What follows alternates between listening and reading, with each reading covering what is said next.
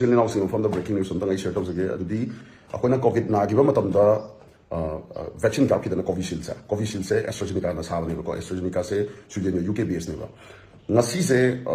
each and every Indian national media gi kano haita channel khudi makta AstraZeneca se ne admit tawzari ba hadi masana yazare ba habdi covishield ka khibasa magi rare side effect amam lai have se masana yazare ba rare side effect se kai ma kana blood clotting se magi side effect se sisi ne ko aduduna hojik se ke dawdino har kanda isu research tawre tanaba ya mi khara tanasare hangjare ko mapan dagi ko hangoma tamsa te sabi ka to na hadi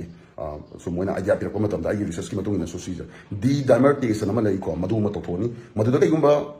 positive for results adu itadi compression ultrasound mu lo thoni ko compression ultrasound da mu akoi ki veins ki imaging ne bataw bise compression ultrasound se adu da mu veins ki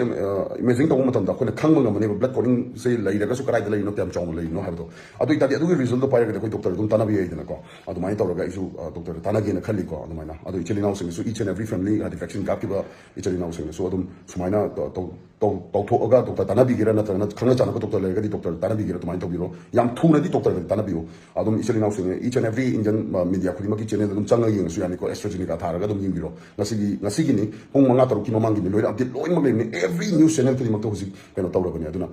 husik se ichili now sing yari gi thuna ba tawbiro. Thank you so much. Adum ichili now sing each and every Indian media khudi maki channel dum changa yeng su yani ko AstraZeneca tharaga dum yingbiro ngasi gi ni pung manga taru ki mamang gi ni loi update loi mag ni every news channel khudi mak to husik keno tawra bani aduna